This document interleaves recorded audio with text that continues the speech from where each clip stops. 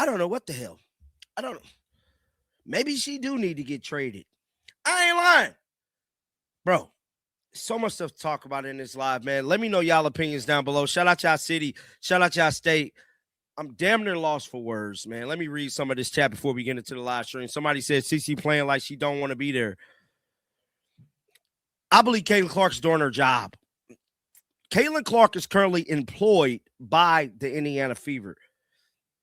So as much as we hate the employment place that she's at, Stephanie White had been given the benefit of the doubt for a long time. After this game, that patience ran out. The version of Caitlin Clark who demolished scoring records at Iowa, the one launching shots from half court with complete confidence, appears to no longer exist in Indiana. That player has been replaced by someone operating inside a structure that gives her no room to move. The situation is straightforward. Caitlin Clark is an Indiana Fever employee. Caitlin Clark has a job to do when she put on that Indiana Fever uniform, and she has to execute Stephanie White game plan. She's employed under that franchise. So for Caitlin Clark to execute Stephanie White game plan, she can't go rogue. She can't go rogue because she's employed by them. Do y'all get what I'm saying? Shout out to Portland in the building. Nike not releasing those. Stephanie White runs the program. Whatever offensive framework the coaching staff puts on the floor, Clark has to function within it. Going off script is not an option when the paycheck comes from that franchise. That reality is the core of what viewers witnessed in this game. Kelsey Mitchell finished with only 2 assists. Clark played 34 minutes of basketball and was never once sent to the free throw line. Do y'all get what I'm saying? Shout out to Portland in the building. Nike not releasing those shoes yet either this year. It's the reason why Nike ain't releasing the shoes yet. I'm still trying to figure that out.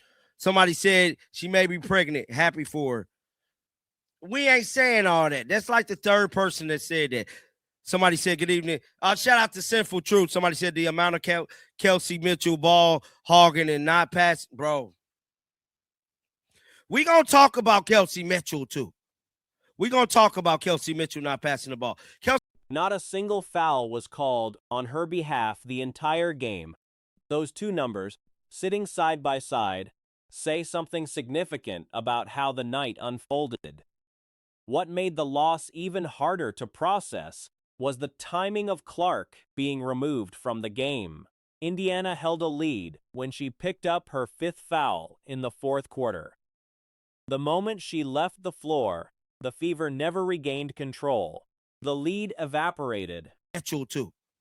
We're going to talk about Kelsey Mitchell not passing the ball. Kelsey Mitchell had 2 damn assists. I tell you, some of y'all probably didn't even know.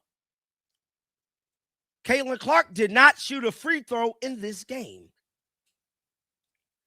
They didn't even call a foul.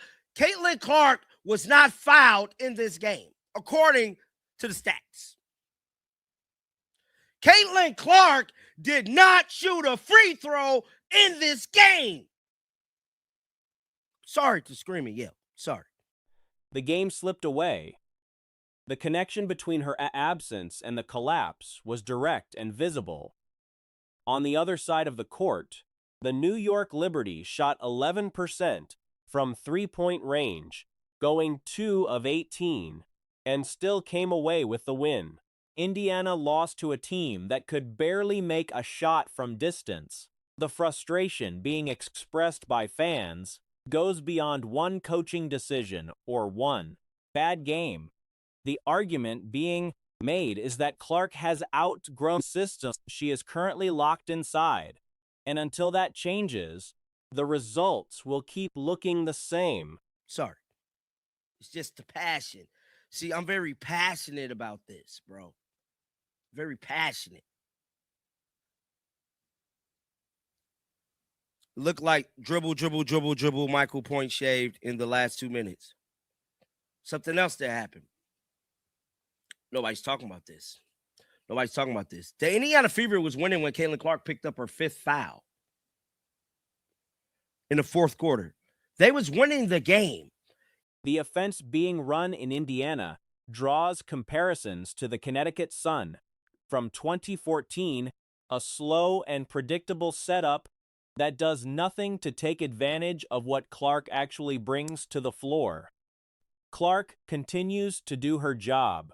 She shows up, runs the plays, and operates within the structure she has been handed. But the belief among many watching is that she is too large a talent for the box that has been built around her, and the league at large has not made things any easier on her either. The latest controversy surrounding Caitlin Clark has been dubbed Handshake Gate, a situation where Clark apparently missed a high five with teammate Tyra Harris during a game. The Fever had just blown a lead while Clark was on the bench, and she was visibly locked in mentally, staring straight ahead.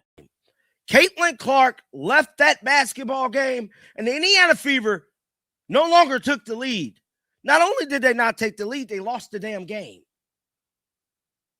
They took Caitlin Clark out the game, and they lost the game. Was y'all watching that? Did y'all see it? Because I synced it. They was winning the game.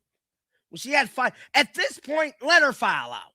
Just Harris ended up tapping Clark on the shoulders instead. Clark was heading back onto the floor, which explains why she moved past the moment entirely. The media ran with it anyway. Headlines claimed she walked away from her teammate, framing a completely ordinary competitive moment as a character flaw. Fans and commentators pushed back hard, with even people in Los Angeles calling out the journalist who wrote the hit piece. That same writer tried to defend himself by claiming he had written similar things about LeBron and Kobe, but nobody could actually find examples of him using the same kind of language for those players that he used for Clark. at this point, let her foul out. Just let her foul out. Because y'all got to win this game. But instead of them allowing her to foul out, they lost the damn game. So tell me, am I tripping? Because I've been seeing a lot of Indiana. I just left Indy for the last game. And like people was telling me, John, you just got to give Stephanie grace. You just got to give her grace. It's a culture thing. This is the same Caitlin Clark who complains to referees less than she did in her rookie year, flops less, plays harder on defense, and has genuinely improved in every area people once criticized. None of that is being acknowledged. Instead, the attacks have shifted from her game to her personality, who she is as a person, rather than how she plays basketball. The double standards is hard to ignore.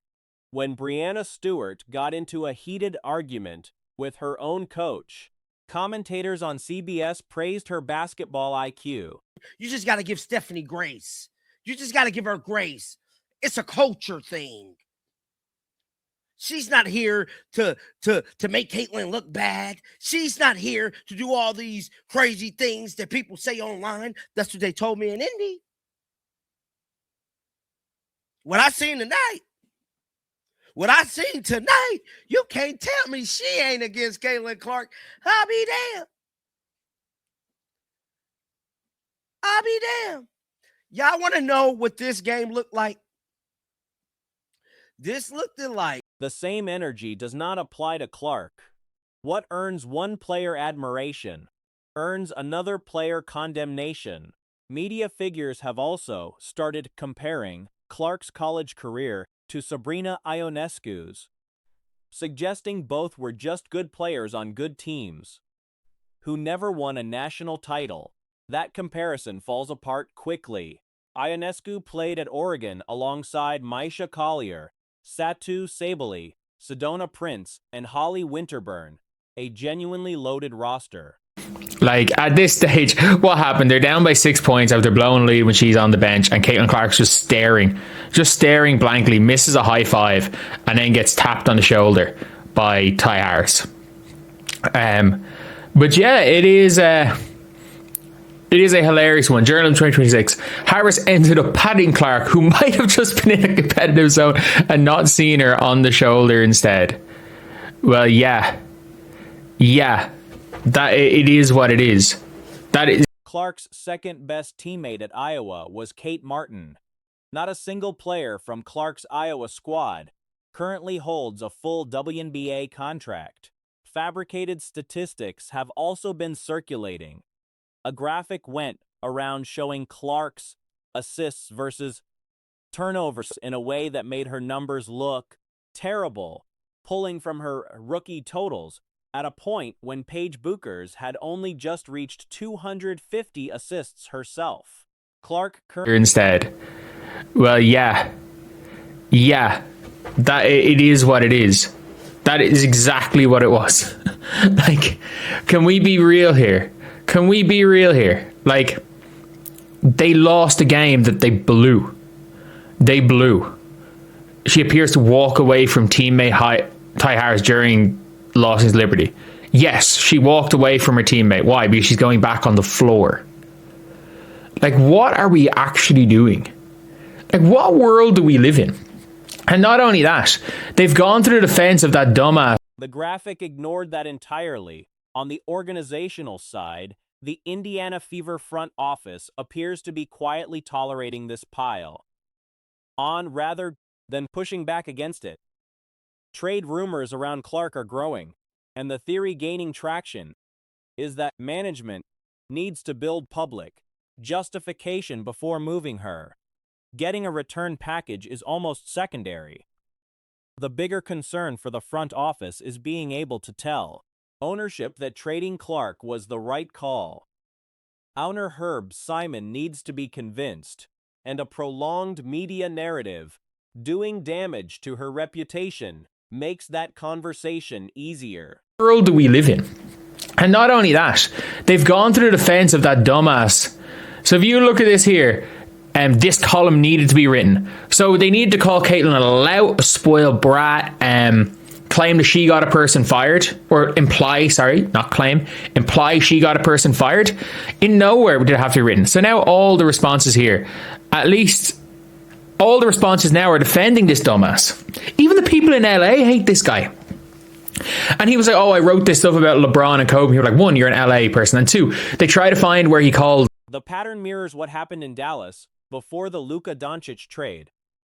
There, the front office quietly planted seeds in the media before pulling the trigger. With Clark, the approach seems reversed.